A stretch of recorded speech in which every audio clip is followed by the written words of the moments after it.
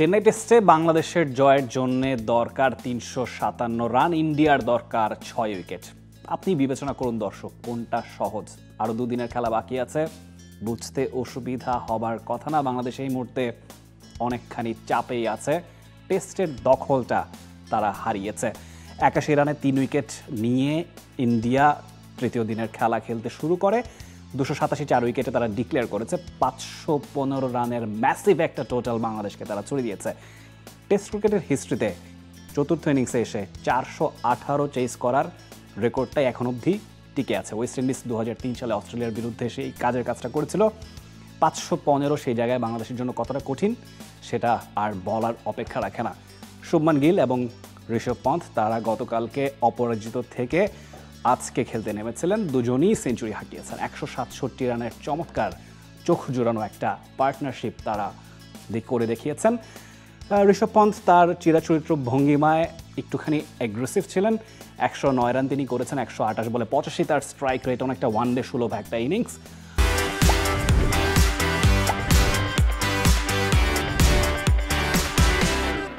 অন্যদিকে শুভমান গিল ১১৯ তিনি করতে পেরেছিলেন ১৭৬ বলে, ৬৭ তার স্ট্রাইক রেট।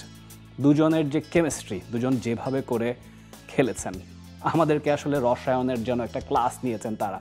আগের ইনিংসে আমরা দেখেছিলাম রবীন্দ্র জাদেজা এবং রবিচন্দ্রন অশ্বিন দুজনে মিলে ১৯৯ রানের জুটি গড়ে ম্যাচটা তাদের দিকে নিয়ে নিয়েছিল। ইন্ডিয়া কিন্তু শুরুতে চাপে পড়ে গিয়েছিল। ১৪৪ রানে ৬ উইকেট যাবার পর বাংলাদেশ হয়তো ভাবছিল যে দ্রুততম সময়ে এই দুজনকে আউট করে কিভাবে করে টেস্টের দখলটা নেওয়া যায়, সেই জায়গাটায় পুরোপুরি চিত্রপট ঘুরে গিয়েছে। এবং সেকেন্ড ইনিংসেও এরকম একটা জুটি দেখলাম, যেই জায়গাটাই আমাদের ঘাটতি। আমাদের মুশফিক, লিটন, মিরাজ, সাকিব, মুমিনুল, তাদের কারো কাছ থেকেই এমন একটা পার্টনারশিপ যেটা আমরা অন এন্ড অফ 60, 70, 80, ইনফ্যাক্ট 100 রানের পার্টনারশিপও দেখেছি, কিন্তু টেস্টে 200+ পার্টনারশিপ হতে হয়।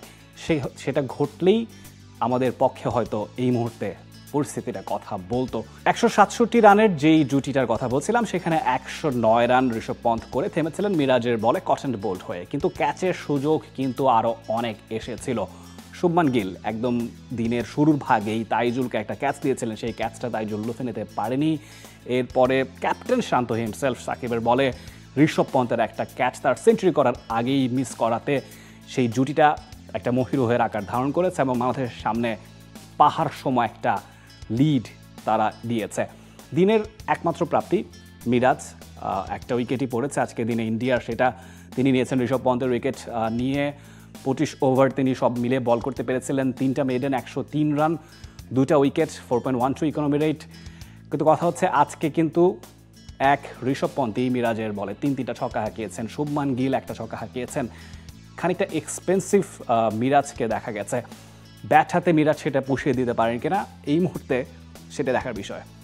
For more updates, subscribe to our YouTube channel and click on the bell icon. Follow us on Facebook and Instagram. Download T-Sports app to enjoy exciting games and highlights. Visit tsports.com.